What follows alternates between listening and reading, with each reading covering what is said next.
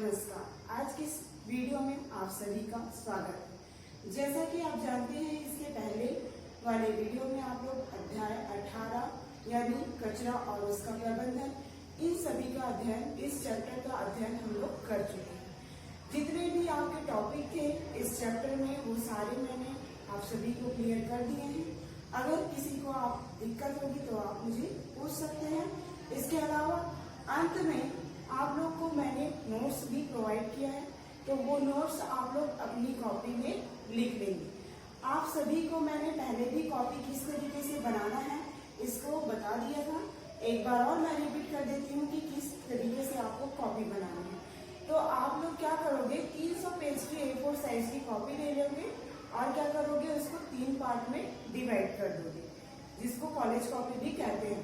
Bio, physics, chemistry आपकी सुविधा के अनुसार आप किसी को भी आगे पीछे कर सकते हो, चाहे केमिस्ट्री आगे कर सकते हो, चाहे बायो, फिजिक्स, अपनी सुविधा अनुसार इनको 3 पार्ट में डिवाइड कर लीजिएगा। फिर जो चैप्टर बायो से रिलेटेड है उसको आप बायो में लिखेंगे और जो फिजिक्स से रिलेटेड है उसको फिजिक्स से रिलेटेड लिखेंगे और जो केमिस्ट्री से रिलेटेड है उसको केमिस्ट्री वाले पार्ट में लिखेंगे। तो इसके पहले कचरा और उसका प्रबंधन जो चैप्टर पढ़े थे वो किसका है, बायो का है। तो आप लोग बायो वाले भाग में आप पूरा उसका नोट्स लिख लेंगे। आप लोग एक क्वेश्चन नोट करते हुए ध्यान दिए होंगे कि क्वेश्चन नंबर 8वां का आंसर मैं आप लोगों को नहीं दी हूँ। इसके लिए घबराने वाली बात नहीं है, ये आप लोग के लिए होमवर्क है। तो आप उस प्रश्न नंबर 8वां, जो क्वेश्चन नंबर 8वां मिला है, उसको खुद से आप लोग को लिखना है, ठीक है। अब आइए चलते हैं, हम आज जो पढ़ेंगे उसके बारे में चर्चा करेंगे। तो आज का जो हमारा टॉपिक है, मतलब जो अध्याय है वो अध्याय 10 है, जो है रासायनिक अभिक्रियाएं एवं समीकरण। इस अध्याय का क्या नाम है, रासायनिक अभिक्रियाएं एवं समीकरण। तो ये आपका किससे संबंधित है, ये आपका रसायन शास्त्र से संबंधित है। ये किसके अंतर्गत आएगा, आपका रसायन शास्त्र के अंतर्गत आएगा। तो हम लोग इस चैप्टर को, मतलब इसके बारे में पढ़ने से पहले कुछ चीजें बताना चाहूंगी जिस पर हम लोग का क्या है, ध्यान कभी नहीं जाता। जैसे हमारे दैनिक जीवन में बहुत सारी ऐसी घटनाएं होती है जिनके बारे में हम कभी भी नहीं सोचते। जैसा कि एग्जाम्पल के रूप में मैं लेना चाहूंगी दूध का दही में बनना। इसके अलावा और भी एग्जाम्पल है। पहला हो गया दूध का दही में बनना, दूसरा है कोयले का जलना, तीसरा है लोहे में जंग लगना या कील में जंग लगना। ये सभी चीजें क्या होती है, इन सभी चीजों के बारे में हम कभी नहीं सोचते कि इसके पीछे कारण क्या है। ये क्रियाएं हो रही तो किन चीजों के कारण हो रही है। जैसे जो पहले दूध था वो किस में हो गया, परिवर्तित हो गया, दही में हो गया। कोयला जल रहा है वो किस में परिवर्तित हो गया, राख में हो गया। और क्या, कील में जो नया कील है या कुछ लोहे की वस्तुएं हैं जो बहुत अधिक तक ऐसी खुले में पड़े रहने से या बारिश में पड़े रहने से उसमें जंग लग जाता है। तो ये किन कारणों से होता है, इनमें इसके पीछे रीजन क्या है, इसको हम क्या करते हैं, ध्यान नहीं देते, ठीक है। हम लोग क्या सोचते हैं, जैसे दूध का दही में परिवर्तित हो गया तो हम लोग सोचते हैं दूध को क्या है, खट्टा डालकर, कुछ भी चीज खट्टा डालने के बाद उसमें वो दही में परिवर्तित हो जाता है। ये ऐसा नहीं है, इसके रीजन अलग है, इसका कारण अलग है। इसके कारण क्या है, रासायनिक अभिक्रियाएं होती है।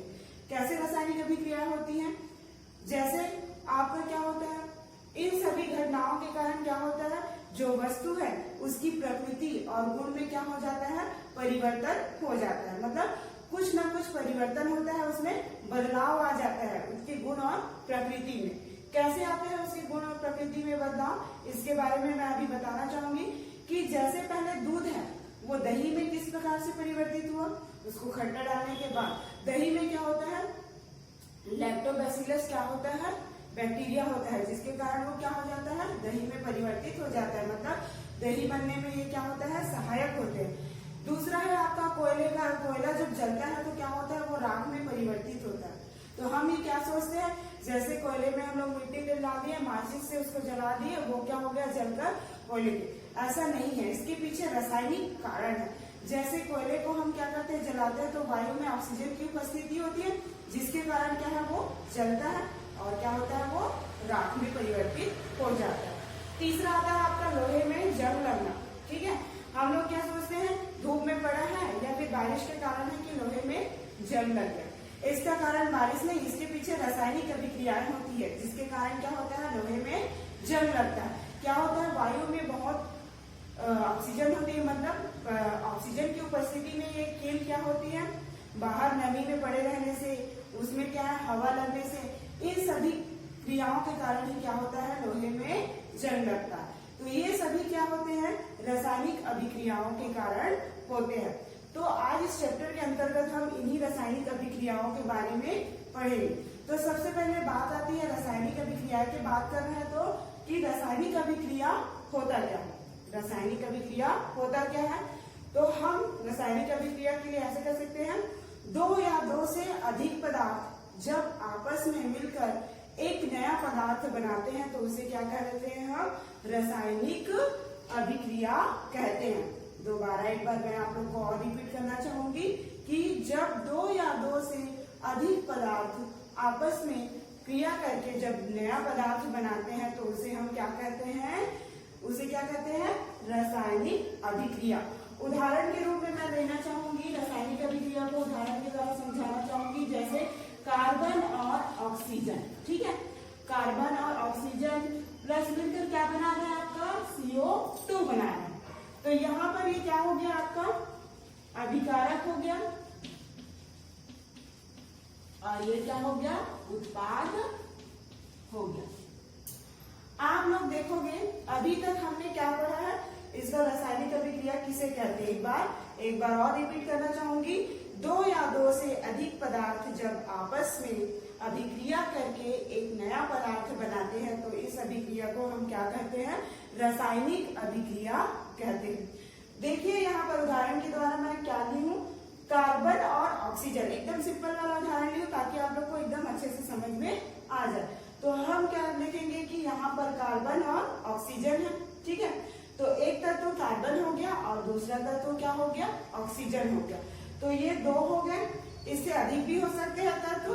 तो यहाँ पर दो या दो से अधिक तत्व जब आपस में अभिक्रिया करेंगे और एक नया पदार्थ बनाएंगे तो उसे क्या कहते हैं, हम रासायनिक अभिक्रिया कहते हैं। तो कार्बन और ऑक्सीजन आपस में मिलकर क्रिया कर क्या बना रहे हैं, कार्बन डाइऑक्साइड बना रहे हैं। इसको हम क्या कहते हैं, ये क्या है आपका कार्बन और O2 जो ऑक्सीजन है उसको अभिकारक भी कह सकते हैं और क्या कह सकते हैं, इसको कार्बन डाइऑक्साइड को उत्पाद। तो आगे मैं समझाऊंगी कि अभिकारक क्या होता है, उत्पाद क्या होता है, आगे जो हमारा टॉपिक है उसके अंतर्गत। आप देखते हैं आगे की रासायनिक समीकरण क्या होता है, रासायनिक समीकरण क्या होता है। जैसा कि आप लोग जानते हैं कि हम किसके बारे में बात कर रहे हैं, रासायनिक समीकरण। तो हम रासायनिक अभिक्रिया को प्रतीकों और सूत्रों के द्वारा क्या करते हैं, संक्षिप्त रूप में व्यक्त करते हैं। वो क्या कहलाता है, आपका रासायनिक समीकरण कहलाता है। एक बार और देख लीजिए कि इसको क्या बोलते हैं, रासायनिक समीकरण को। रासायनिक अभिक्रिया को हम प्रतीकों तथा सूत्रों के द्वारा संक्षिप्त रूप में क्या करते हैं, व्यक्त करते हैं। तो यह क्या कहलाता है, आपका रासायनिक समीकरण कहलाता है। उदाहरण के रूप में मैं लेती हूँ आपका इसका मैग्नीशियम और ऑक्सीजन का, मैग्नीशियम प्लस क्या है, ऑक्सीजन। तो ये उत्पाद के रूप में क्या बनाएगा, मैग्नीशियम ऑक्साइड बनाएगा। क्या बनाएगा, मैग्नीशियम ऑक्साइड बनाएगा।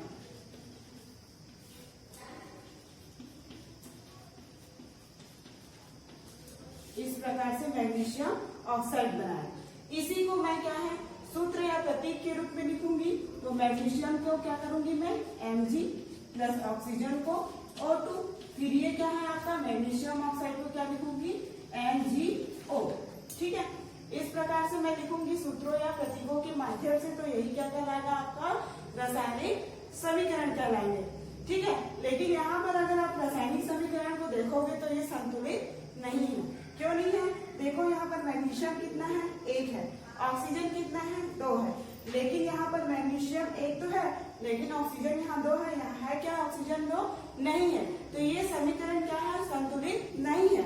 लेकिन अभी क्या है, इसको मैं आगे और समझाऊंगी। ये पूरा एक नियम है कि किस प्रकार से हमें समीकरण को संतुलित करना है उसके किस वाले हिस्से में हमको बराबर करके उसको देखना है। तो इन सब चीजों के बारे में आगे जो टॉपिक आएगा उसमें बताऊंगी कि समीकरण को कैसे संतुलित करते हैं और कैसे उसको बैलेंस किया जाता है। तो ये किसका है उदाहरण आपका रासायनिक समीकरण। तो समझ में आ गया होगा कि जो भी रासायनिक अभिक्रिया है उसको क्या करेंगे हम सूत्रों या प्रतीकों के माध्यम से जो व्यक्त करेंगे वही क्या कहलाएगा आपका रासायनिक समीकरण कहलाएगा। यहाँ पर मैग्नीशियम और ऑक्सीजन दोनों ही अभिक्रिया करके क्या बना रहे हैं मैग्नीशियम ऑक्साइड बना रहा है। यही अभिक्रिया है जिसको मैंने सूत्र के माध्यम से या प्रतीक के माध्यम से व्यक्त किया है। यही क्या कहलाएगा आपका रासायनिक समीकरण। अब हमारा अगला टॉपिक आता है अभिकारक, जिसको हम क्रियाकारक भी कहते हैं। अभिकारक मतलब क्रिया में भाग लेने वाले पदार्थ। अभिकारक किसको कहेंगे अभिकारक या क्रियाकारक किसको कहेंगे अभिक्रिया में भाग लेने वाले पदार्थ को हम क्या कहेंगे अभिकारक कहेंगे। क्रिया में भाग लेने वाले पदार्थ को हम अभिकारक कहेंगे। उदाहरण के रूप में मैं इससे पहले वाला जो उदाहरण दी थी उसको बताना चाहूंगी कि यहाँ पर जैसे मैंने कार्बन और ऑक्सीजन का उदाहरण लिया है तो अभिकारक के रूप में आपका क्या है ऑक्सीजन कार्बन है और ऑक्सीजन है। ये किस रूप में हो गया अभिकारक के रूप में हुआ। मतलब ये क्या है क्रिया में भाग ले रहे हैं। तो यहाँ पर क्रिया में कौन कौन सी चीज भाग ले रहे हैं कौन कौन से तत्व भाग ले रहे हैं। तो यहाँ पर क्रिया में कार्बन और ऑक्सीजन ये दोनों ही तत्व क्रिया में भाग ले रहे हैं। तो इसलिए क्या है ये दोनों ही क्या कहलाएंगे अभिकारक कहलाएंगे। एक बार और आप लोग को बताना चाहूंगी कि अभिकारक क्या है क्रिया में भाग लेने वाले पदार्थ को ही हम क्रियाकारक या अभिकारक कहते हैं। ठीक है आगे देखिए कि उत्पाद क्या है या क्रियाफल क्या है। आगे देखिए आगे का टॉपिक है उत्पाद और क्रियाफल क्या है। तो इसी का एग्जाम्पल आगे देख रहे हो कि आपका कार्बन और ऑक्सीजन दोनों ही आपस में अभिक्रिया करके क्या बना रहे हैं CO2 बना रहे हैं। तो ऐसे पदार्थ जो क्या होगा अभिक्रिया करने के बाद जो एक अभिक्रिया होने के बाद क्या है एक नया पदार्थ बनाएगा वो क्या कहलाएगा आपका उत्पाद कहलाएगा। जैसे उदाहरण के रूप में आप लोग समझोगे कि यहाँ पर कार्बन और ऑक्सीजन तो आपका किस रूप में है अभिकारक के रूप में है। मतलब ये दोनों ही क्रिया में भाग ले रहे हैं और क्रिया में भाग लेने के बाद एक नया पदार्थ बना रहे हैं CO2 यानी कार्बन डाइऑक्साइड बना रहे हैं। यही क्या कहलाएगा आपका उत्पाद या क्या कहलाएगा क्रियाफल कहलाएगा। तो उम्मीद करती हूँ कि ये आप लोग को समझ में आ गया होगा। चलिए हम आगे देखते हैं कि रासायनिक अभिक्रिया को हम एक प्रयोग के माध्यम से किस प्रकार समझेंगे। मतलब हम एक प्रयोग के माध्यम से रासायनिक अभिक्रियाएं कैसे होती है इनको समझ सकते हैं। तो इसके लिए हमें सबसे पहले जिन जिन चीजों की आवश्यकता होगी उसके बारे में बताना चाहूंगी। तो इसके लिए हमें मैग्नीशियम रिबन और क्या है spirit lamp magnesium ribbon spirit lamp रेतमल कागज और क्या है वॉच ग्लास की आवश्यकता पड़ेगी। इसके अलावा बर्नर और स्प्रिट लैम्प की भी आवश्यकता पड़ेगी। तो सबसे पहले हमें क्या करना है ये यहाँ पर जो दिख रहा है इस तरीके से मुड़ा हुआ ये क्या है आपका मैग्नीशियम रिबन है।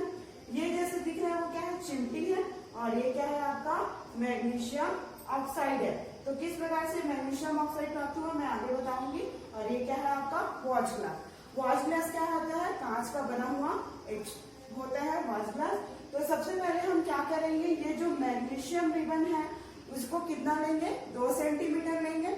उसके बाद इसको क्या करेंगे हम रेतमल कागज से अच्छी तरीके से साफ कर लेंगे। उसके बाद इस रिबन को हम चिमटी की सहायता से पकड़कर उसको स्प्रिट लैम्प या बर्नर की सहायता से हम इसको क्या करेंगे जलाएंगे। तो जलाने पर क्या होगा ये जब मैग्नीशियम रिबन जब जलना प्रारंभ होगा तो ये क्या होगा सफेद लौ के रूप में सफेद चमकदार लौ के रूप में जलेगा और एक राख के रूप में चूर्ण प्राप्त होगा एक चूर्ण प्राप्त होगा।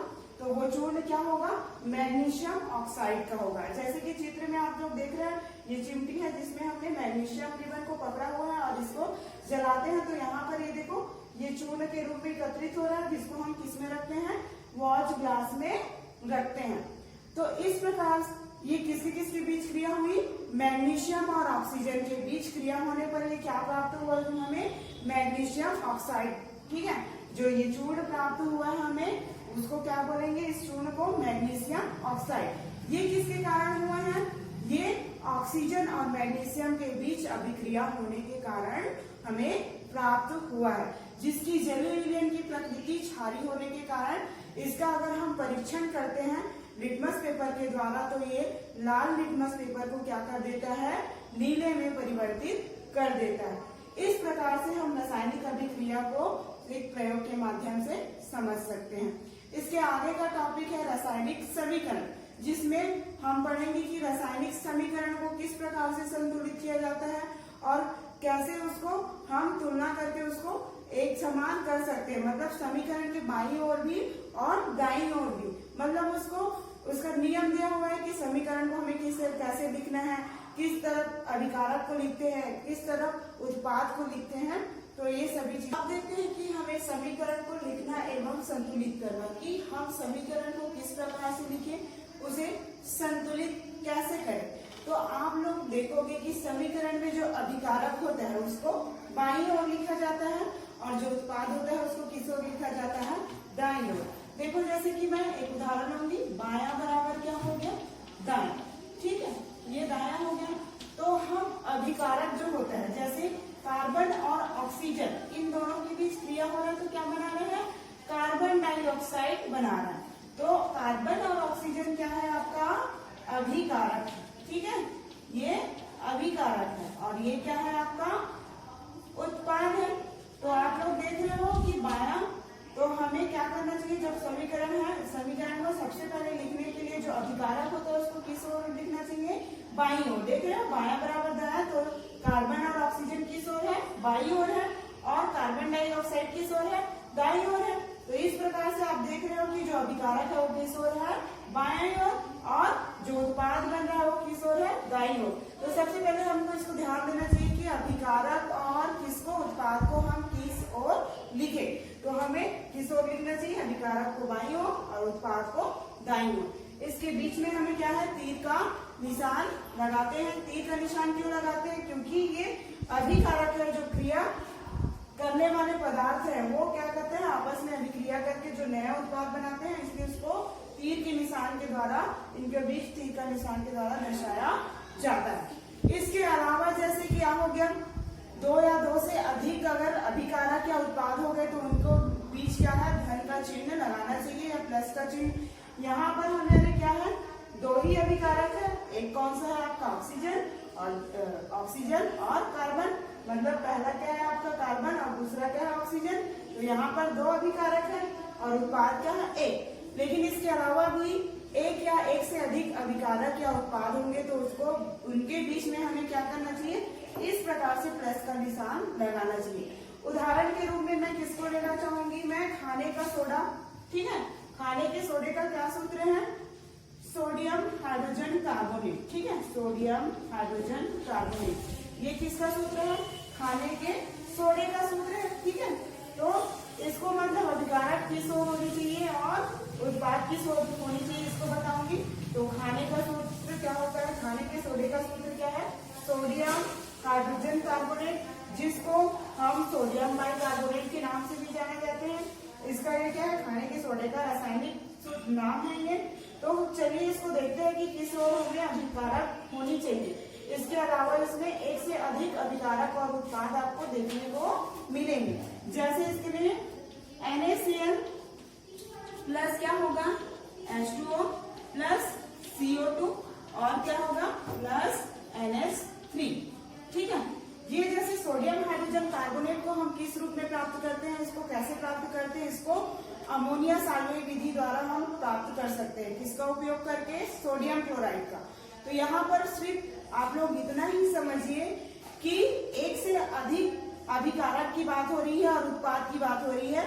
आप लोग इसको ज्यादा अन्यथा ना ले, आपको ये देखना है। पहला उदाहरण क्या था हमारा, अभिकारक 1 से 2 था, मतलब 2 से अधिक हुआ तो हम उसको किस प्रकार से लिखे, उस उत्पाद को या अभिकारक को, उसके लिए ये उदाहरण लिया जा रहा है। तो क्या है आपका सोडियम क्लोराइड और क्या है पानी, और CO2 मतलब कार्बन डाइऑक्साइड, NH3 यानी क्या हो गया, अमोनिया, ठीक है, अमोनिया। इस प्रकार से ये क्या बनाएगा आपका, अमोनियम क्लोराइड प्लस, देखो यहाँ पर अमोनियम क्लोराइड और क्या बनाएगा आपका ये सोडियम सोडियम हाइड्रोजन कार्बोनेट।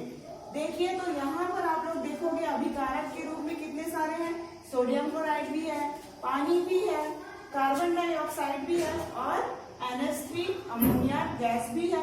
तो आप लोग यहाँ इस समीकरण में आप लोग को ज्यादा और कुछ जानने की जरूरत नहीं है। यहाँ पर ये देखना है कि हमारा अगर अभिकारक जो है और उत्पाद एक से अधिक होता है तो उनके बीच क्या हमें प्लस का निशान लगाकर लिखना चाहिए। जैसा कि यहाँ पर लिखा हुआ है, ये देखिए प्लस का निशान लगाकर यहाँ पर एक से अधिक क्या है, अभिकारक है। कितना है, sodium chloride, H2O, carbon dioxide और क्या है, अमोनिया। तो ये एक से अधिक अभिकारक है। तो इसको हम कैसे लिखेंगे, इनके बीच प्लस का निशान लेंगे। साथ ही आगे देखेंगे कि आपका उत्पाद भी जो है वो क्या है, एक से अधिक है, तो उनके बीच में भी आपका प्लस का निशान लगा हुआ है। तो आपको इस वाले उदाहरण में आपको सिर्फ ये समझना है कि हमको एक से अधिक अभिकारक या उत्पाद हो तो उसको किस प्रकार से लिखा जाता है। तो समीकरण के बीच में हमें क्या लगाते हैं, प्लस का निशान लगाकर लिखते हैं अगर हमारा अभिकारक या उत्पाद एक से अधिक है। तो आइए आगे देखते हैं कि हम समीकरण को किस प्रकार से संतुलित करें। उसको हमें कैसे, उसको दोनों तरफ उसके परमाणुओं की संख्या को देखकर हम उसको किस तरीके से संतुलित और असंतुलित है इसको मतलब देख सके या जान सके। तो आइए हम देखते हैं एक उदाहरण के द्वारा। तो इसके लिए मैं उदाहरण लेना चाहूंगी किसका, आपका, जैसे कि उदाहरण है H2 plus O2 equal to क्या बना रहे हैं, H2O। ठीक है, ये उदाहरण लेंगे कि हमें समीकरण को किस प्रकार से संतुलित करना चाहिए और कैसे लिखना चाहिए। तो सबसे पहले हम एक एग्जांपल लिए हैं किसका, H2 और O2, हाइड्रोजन और ऑक्सीजन का। तो ये दोनों ही आपस में क्रिया करके क्या बना रहे हैं, H2O बना रहे हैं। तो देखिए आप लोग क्या कर रहे हैं, ये H2 और O2 दोनों ही आपस में अभिक्रिया करके क्या बना रहा है, H2O यानी पानी बना रहा है। आप यहाँ पर संतुलित और असंतुलित की बात आई है यहाँ पर, तो देखोगे कि यहाँ पर समीकरण जो है वो क्या है, संतुलित नहीं है। तो क्या करोगे, देखोगे यहाँ पर हाइड्रोजन कितना है, 2, ऑक्सीजन कितना है, 2, लेकिन समीकरण के दाईं ओर कितना है, 2 हाइड्रोजन है, लेकिन ऑक्सीजन 2 है क्या, नहीं है। यहाँ पर ऑक्सीजन कुछ नहीं है, मतलब 1 है। तो यहाँ पर ये क्या है, समीकरण क्या है, असंतुलित है। तो इसी को आगे अध्ययन करेंगे कि किस प्रकार हमें इसको संतुलित करना है। तो सबसे पहले हम इसको क्या करेंगे, एक बॉक्स के अंदर लिख लेंगे सबसे पहले इस समीकरण को, H2 प्लस क्या है, O2। ठीक है, इस प्रकार से हम इसको क्या करेंगे, बॉक्स में लिख लेंगे। उसके बाद क्या करेंगे, हम बॉक्स में लिखने के बाद देखेंगे, आप लोग को पहले भी बता चुकी कि यहाँ हाइड्रोजन के 2 परमाणु संख्या है और यहाँ ऑक्सीजन के 2, लेकिन उसके समीकरण के दाईं ओर कितना है, हाइड्रोजन तो 2 है, तो हाइड्रोजन तो संतुलित है, लेकिन ऑक्सीजन संतुलित है क्या, नहीं है। तो हम उसको किस प्रकार से संतुलित करें, तो देखो H2 plus O2 equal to क्या हो जाएगा, 2H2O। इस प्रकार से आपको इसको बॉक्स के बाहर लिखना है। तो आप देखोगे कि यहाँ पर हाइड्रोजन कितना है, 2 है, ऑक्सीजन कितना है आपका, 2 है, लेकिन यहाँ पर देखेंगे अगर समीकरण के दाईं हो तो यहाँ कुछ नहीं, इसका इंटू हो जाएगा, तो हाइड्रोजन कितना हो जाएगा आपका, 4 हो जाएगा। देखिए आगे देखिए इसको कि यहाँ पर हाइड्रोजन कितना है, 2 है, ऑक्सीजन कितना है, 2 है, लेकिन यहाँ पर उसकी दाईं ओर कितना हो गया, हाइड्रोजन 4 हो गया और ऑक्सीजन क्या हो गया, 2 हो गया। तो इस प्रकार से ऑक्सीजन तो यहाँ पर क्या है, संतुलित है, मतलब कितना है, 2 है, लेकिन हाइड्रोजन क्या हो गया, 4 हो गया, जबकि बाईं ओर कितना हाइड्रोजन है, 2 है। तो इस प्रकार से यहाँ भी समीकरण क्या हुआ, असंतुलित हुआ। तो देखते हैं हम कि बाईं ओर ऐसा क्या लिखे कि दोनों तरफ समीकरण क्या हो जाए, संतुलित हो जाए। तो 2H2 plus O2 equal to क्या हो जाएगा, 2H2O। अब देखेंगे हमारा यहाँ पर हाइड्रोजन कितना हो गया, 2H2 प्लस क्या हो जाएगा, O2 हाइड्रोजन भी कितना है 4, इसका और इसका इंटू करेंगे तो क्या हो जाएगा 2 गुणा 2 बराबर क्या हो जाएगा 4। तो हाइड्रोजन कितना हो गया, यहाँ भी हाइड्रोजन कितना है 4, ऑक्सीजन यहाँ पर कितना है 2, यहाँ पर भी इसका इंटू करेंगे तो क्या हो जाएगा, हाइड्रोजन जो है वो कितना हो जाएगा आपका 4 और ऑक्सीजन कितना हो जाएगा 2। तो इस प्रकार से हम समीकरण को संतुलित करते हैं। तो इन सभी बातों को आप लोग को ध्यान देना होगा कि हम अभिकारक को बाईं ओर और उत्पाद को दाईं ओर लिखेंगे। उसके बाद समीकरण को जैसे एक से अधिक अभिकारक या उत्पाद है तो उनके बीच धन का चिन्ह या प्लस का चिन्ह लगाकर लिखेंगे। फिर उसको सबसे पहले देखेंगे कि दोनों समीकरण के दोनों ओर जो तत्व है उनकी परमाणु संख्या बराबर है कि नहीं। जैसे हमने इस उदाहरण के द्वारा देखा है कि हाइड्रोजन का 2 है, ऑक्सीजन का 2 है, लेकिन इस साइड क्या है, समीकरण के दूसरे ओर हाइड्रोजन के 2 परमाणु संख्या लेकिन ऑक्सीजन के कितने हैं 1। तो इस प्रकार से क्या हो गया, ये समीकरण असंतुलित रहा। अब नीचे जैसे इतनी सारी प्रोसेस होने के बाद हम समीकरण को इस प्रकार से लिखे तो ये क्या हो गया, संतुलित हो गया। देखिए ना कि यहाँ भी 2 दूनी 4 हाइड्रोजन है और ऑक्सीजन 2 है, तो समीकरण के दाहिनी ओर भी 4 हाइड्रोजन और 2 समीकरण है। इस प्रकार से ये उदाहरण के द्वारा हम क्या है, समीकरण को संतुलित कर सकते हैं। इसके अलावा मैं और एक उदाहरण देना चाहूंगी आप लोग के लिए। एक उदाहरण लूंगी मैं, नाइट्रोजन प्लस हाइड्रोजन, ये दोनों ही आपस में क्रिया करके क्या बना रहे हैं, NH3 अमोनिया बना रहे हैं। तो सबसे पहले हम इसको क्या करेंगे, एक बॉक्स में लिखेंगे इस तरीके से, N2 प्लस क्या है H, ठीक है। तो उसके बाद इसको क्या करेंगे, इस तरीके से बॉक्स में NH3 लिखेंगे। आप यहाँ पर देखोगे कि नाइट्रोजन के कितने हैं, नाइट्रोजन तत्व है उनकी परमाणु संख्या कितनी है 2 है और हाइड्रोजन की कितनी है 2 है, लेकिन उसके समीकरण के दाहिनी ओर देखोगे तो क्या होगा, नाइट्रोजन यहाँ पर कितना है, कुछ नहीं है, मतलब 1 है, जबकि इधर कितने हैं 2 नाइट्रोजन है। हाइड्रोजन इधर कितने हैं 3 है, हाइड्रोजन की परमाणु संख्या लेकिन यहाँ कितना है 2। तो इस प्रकार से ये समीकरण क्या हुआ, असंतुलित हुआ। तो हम देखेंगे कि इसको और किस तरीके से लिखे कि ये संतुलित हो जाए। तो इस प्रकार से पहले इसको बॉक्स के अंदर लिख लेंगे, ठीक है। ये बॉक्स वाली बात आई तो 9th के चैप्टर में इस तरीके से दिया है कि हमें बॉक्स के अंदर लिखकर उसको किस प्रकार से संतुलित करना है। जनरली ऐसे बॉक्स में नहीं लिखा जाता समीकरण को, लेकिन आप लोग के 9th के चैप्टर में इस तरीके से दिया हुआ है, इसलिए मैं आप लोग को बता रही हूँ इस तरीके से, ठीक है। इसके अलावा आप देखो कि यहाँ पर 2 लिखते हैं, जैसे NH3 अमोनिया, ठीक है। आप देखोगे यहाँ पर नाइट्रोजन 2 है, हाइड्रोजन 2 है, यहाँ पर तो नाइट्रोजन 2 हो गया, मतलब ये नाइट्रोजन क्या हो गया, कंप्लीट हो गया। लेकिन हाइड्रोजन क्या होगा, 2 गुणित 3 करें, ठीक है। ये हाइड्रोजन को हम ये 2 और इस तरीके से है जैसे हाइड्रोजन 2 और ये 3, तो ये क्या हो जाएगा 2 गुणित 3 हो जाएगा, मतलब क्या हो जाएगा 6 हाइड्रोजन हो जाएगा। तो यहाँ पर हमारा हाइड्रोजन 6 है क्या, नहीं है, हमारा हाइड्रोजन कितना है 2 है और यहाँ कितना हो गया आपका 6 हो रहा है। तो इसलिए हम इसको किस तरीके से लिखेंगे, N2 plus 3 H2 equal to 2 NH3। तो अब देखोगे नाइट्रोजन कितना है यहाँ पर, ठीक है। जैसे मैं इसको लिखती हूँ N2 plus 3 H2 equal to 2 NH3। तो इस तरीके से मैं लिखती हूँ। तो यहाँ नाइट्रोजन जो है वो कितना है 2, हाइड्रोजन 3 दूनी 6, ठीक है।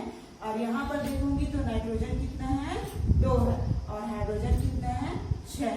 तो इस प्रकार से क्या हो गया, समीकरण संतुलित हुआ, बाईं ओर भी और दाहिने ओर भी। तो हमें समीकरण संतुलित करते हुए ये भी ध्यान रखना है कि जो हमारा समीकरण है उसके बाईं ओर मतलब अभिकारक और उत्पाद दोनों में ही परमाणुओं की संख्या, जो तत्वों की परमाणुओं की संख्या है वो समान होनी चाहिए, ठीक है। तो इस प्रकार से ये आपका समीकरण संतुलित कर सकते हैं आप लोग। उम्मीद करती हूँ कि आप लोग को ये समझ में आ ही गया होगा। इसके आगे जो रासायनिक टॉपिक है, रासायनिक अभिक्रियाओं के प्रकार, इसको हम नेक्स्ट वीडियो में पढ़ेंगे। तब तक के लिए